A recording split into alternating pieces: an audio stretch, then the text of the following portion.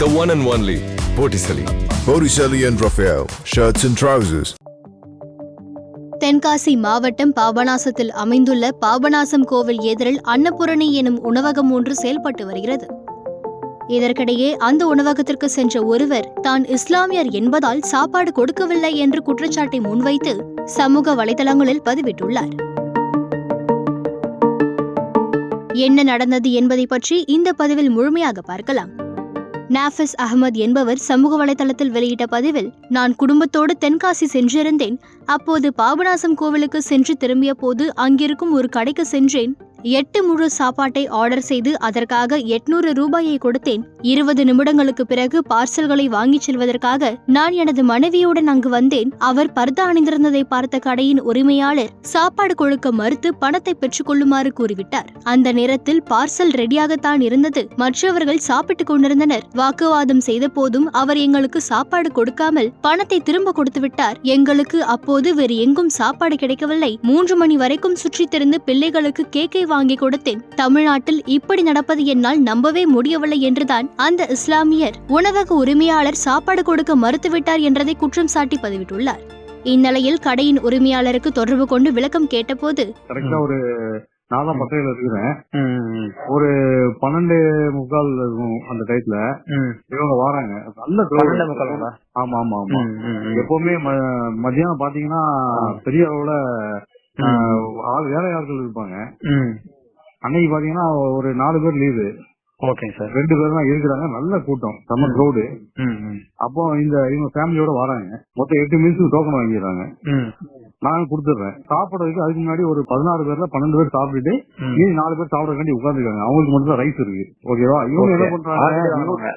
ஆமா, ஆல்ரெடி வாங்கினவங்க. அவங்க சாப்பிட்டு வெளியே அவங்க குரூப் போயிட்டாங்க. 4 பேர் உட்காந்து சாப்பிட்டுட்டு இருக்காங்க. சாப்பிடுறாங்க, அவங்க வெயிட் பண்ணிட்டு இருக்காங்க. அப்ப 10 பேருக்கு ரைஸ் பார்சல்னா 8 பேரு, பார்சல்னா 8 பேரு உட்காந்து சாப்பிட்டா 8 பேரு போட்டலாம். பார்சல்னா 10 பேர் ரைஸ் தேவைப்படும், கூடுதலா வரும். அப்படிங்கும் போது நம்ம வெயிட் பண்ண சொல்றோம். உலக வச்சாச்சு, கொதிச்சிட்டு இருக்கு, கொஞ்சம் வெயிட் பண்ணுங்க அப்படின்னு ஒரு 20 நிமிஷம் ஒரு 1/2 மணி நேரத்துல அவங்களுக்கு பார்சல் தந்துடலாம் அப்படின்னு சொல்லி நம்ம சொல்றோம். ஓகேங்க சார். அவங்க இல்ல எங்களுக்கு கொஞ்சம் அர்ஜென்டா வேணும், நாங்க சென்னையில இருந்து வந்திருக்கோம், நாங்க குளிக்கிறதுக்காண்டி நாங்க போயிட்டோம், நாங்க குளிக்கிறதுக்காண்டி வந்திருக்கோம், எங்க குழந்தைங்க எல்லாம் போயிட்டாங்க முன்னால, எங்களுக்கு அர்ஜென்டா வேணும் அப்படிங்கிறாங்க. Okay sir. அப்ப நான் சப்ளையர் குமார் ஒருத்தர் இருக்காரு, அவரை கூப்பிட்டு வாங்க கொடுத்துடலாமா, எது ரைஸ் ஏதாவது கொடுத்துடலாமா? இல்ல, வாய்ப்பே இல்ல, சுத்தமா இல்ல, 4 பேருக்கு தான் இருக்கு, கொஞ்சம் 20 நிமிஷம் 1/2 மணி நேரம் வெயிட் பண்ண சொல்லுங்க, நம்ம கொடுத்துடலாம் அப்படிங்கிறாரு. Okay sir. இவங்க எனக்கு உடனே வேணும் அப்படிங்கிறாங்க. அப்ப நம்ம சொல்றோம், நீங்க அப்ப ஒண்ணு பண்ணுங்க, நீங்க குளிச்சுட்டு வாங்க, நான் உங்களுக்கு சாதம் எடுத்து வச்சுருங்க, ரைஸ் எடுத்து வச்சுருங்க அப்படின்னு நான் சொல்றேன். இல்ல இல்ல இல்ல எனக்கு உடனே வேணும் அப்படிங்கிற மாதிரி சொல்றாரு. சொன்னா அம்மா நீங்க சாரி வாங்க, சாதம் மட்டும்தான் இல்ல, இந்த போய் கூட்டு பொரியல் சாம்பார் ரசம் எல்லாமே இருக்கு, ஆமா ரைஸ் மட்டும் தான் இல்ல, நீங்க கொஞ்சம் வெயிட் பண்ணுங்க. இல்ல முடியாது, கொஞ்சம் எனக்கு அர்ஜென்டா வேணும் அப்படிங்கிற அவங்களுக்குள்ள டிஸ்கஷன் நடக்கு. அப்ப நம்ம குமார் அவர் சொல்றாப்புல, மறுபடியும் போய் அவர்கிட்ட சப்ளைட்ட போய் கேக்குறாங்க.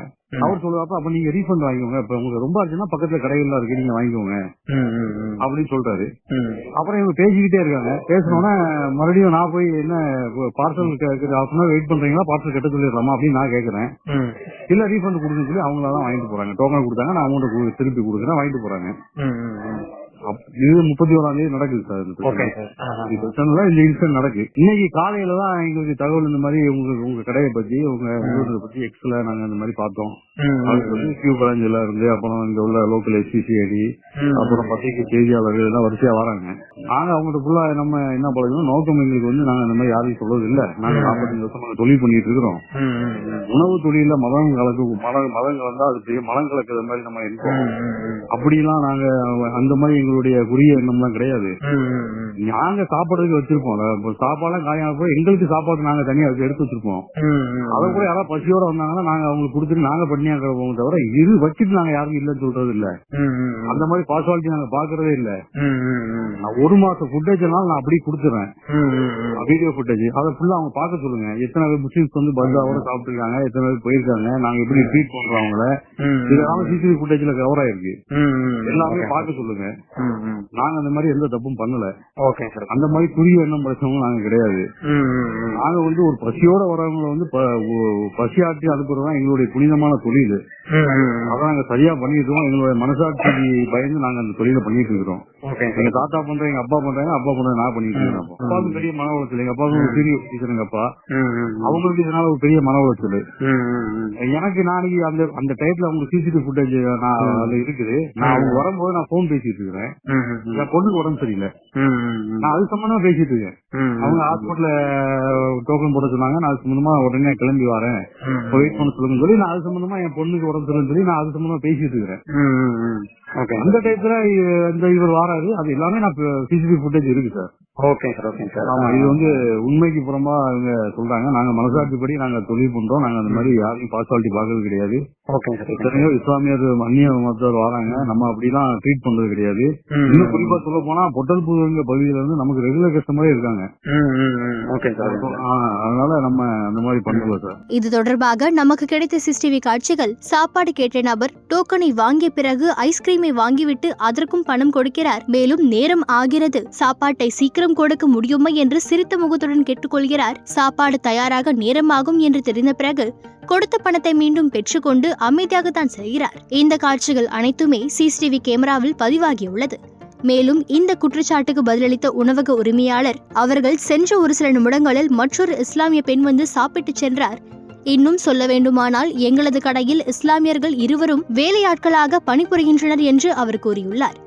இந்த விவகாரத்தில் உணவகத்தின் மீது குற்றம் சாட்டிய நபரை சமூக வலைதளங்களில் தொடர்பு கொள்ள முயன்றும் ஆனால் தொடர்பு கொள்ள முடியவில்லை. ஆதலால் குற்றம் சாட்டியவர்கள் தாங்கள் தரப்பில் விளக்கம் கொடுக்க முன்வந்தால் அதையும் ஆராய்ந்து செய்தியாக பதிவிட தயாராகி இருக்கிறோம் என்று தெரிவிக்கப்பட்டுள்ளது. பார்ட்டி வேர்னாலும் ஐ ப்ரிஃபர் போட்டிசலி. எங்க இருந்தாலும் நம்ம ஸ்டாரா தெரியணும் இல்லையா? வெரைட்டியான கலர்ஸ், நியூ டிசைன்ஸ், அதுக்கு மேல star look. The one and only Botticelli. Botticelli and Raphael, shirts and trousers.